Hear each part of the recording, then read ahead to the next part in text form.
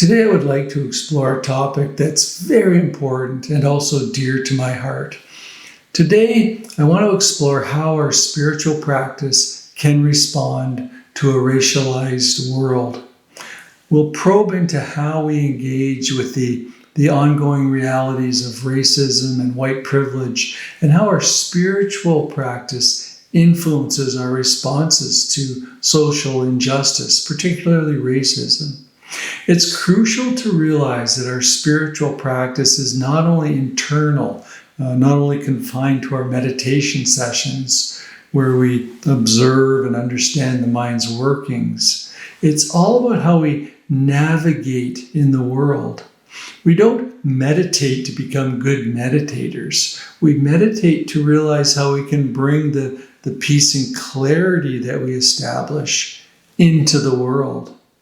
I aim to discuss this in terms of internal awareness, how it transforms our perceptions and understanding, and external practice, where we apply these insights in our daily interactions, in our life. I'll frame it around specific mindfulness practices and the understanding of ultimate truth and relative truth, highlighting the importance of recognizing and navigating between these truths. I want to acknowledge that I'm a white man discussing this kind of praxis in a racially charged world, speaking not from personal experience of racism, but from witnessing and supporting those who have faced it.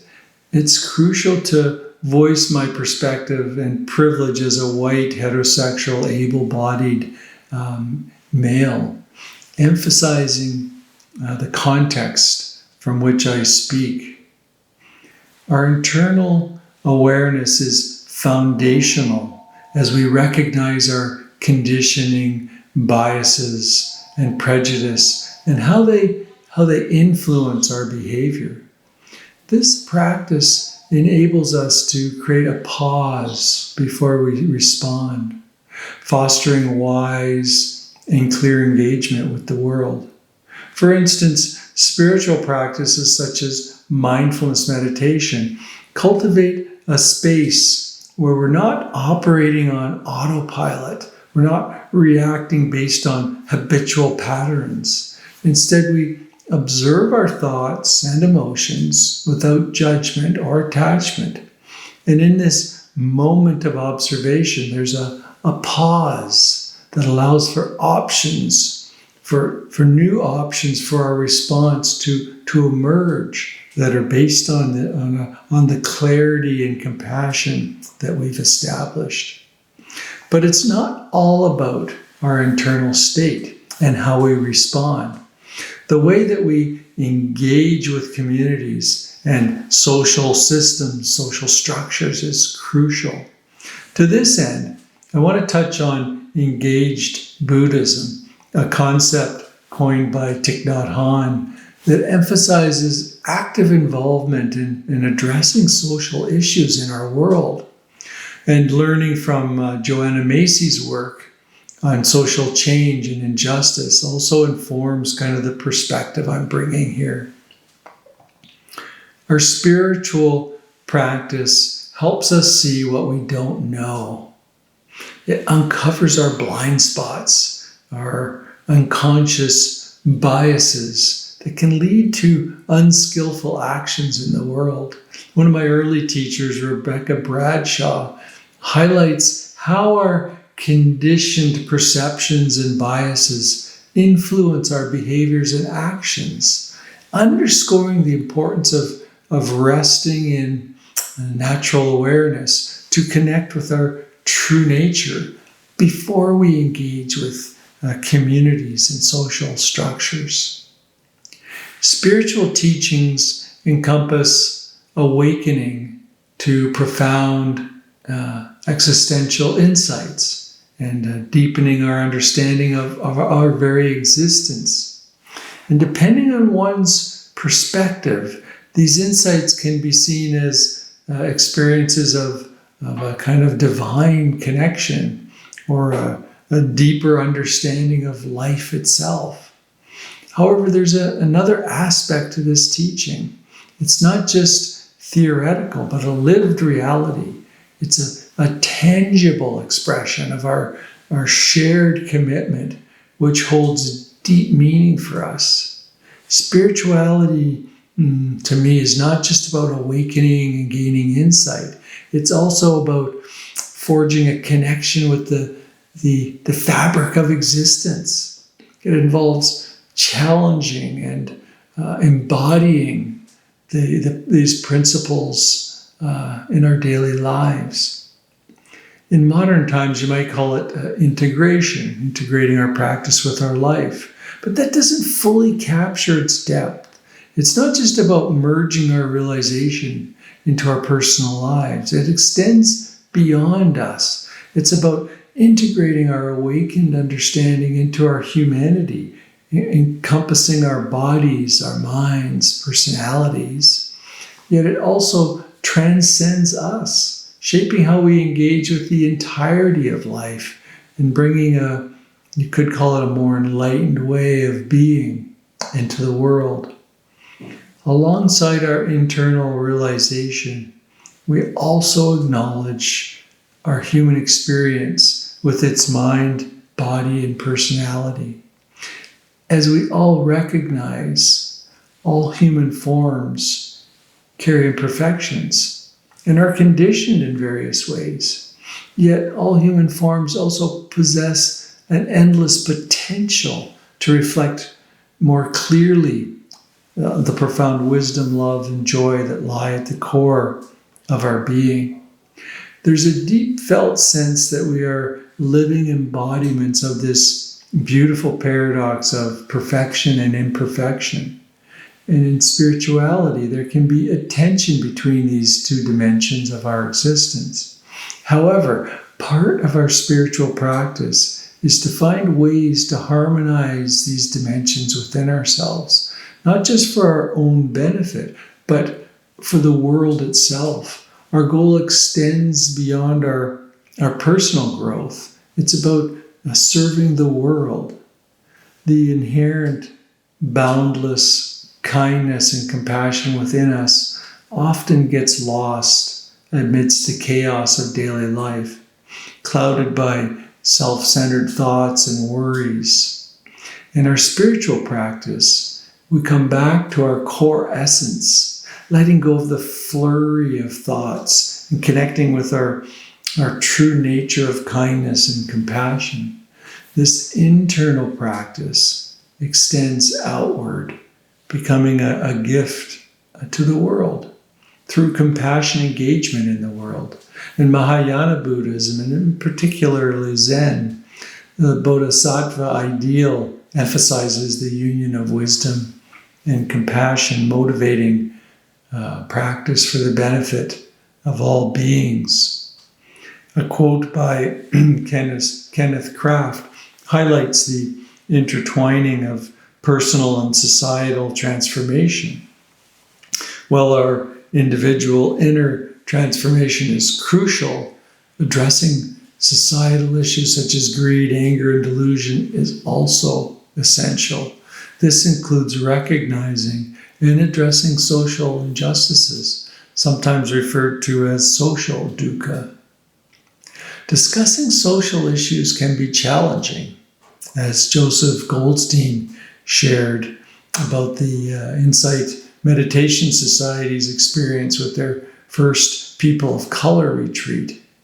He acknowledged his initial cluelessness and discomfort, leading to enriching conversations and structural changes to foster inclusivity and awareness in their programs.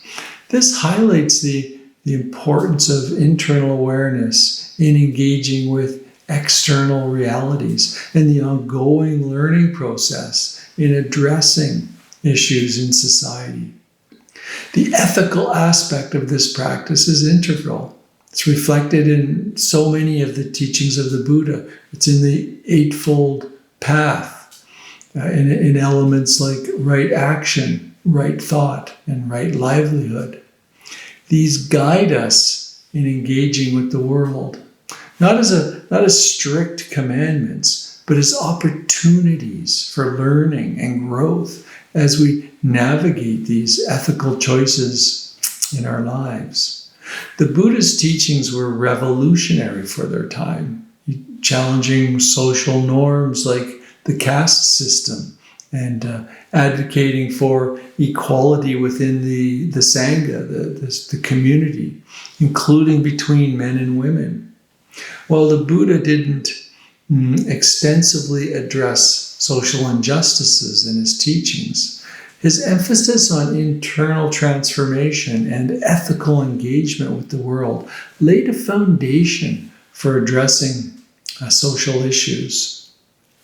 Our spiritual practice helps us address social injustice by fostering internal transformation, understanding interconnection with all beings, and understanding non-separation.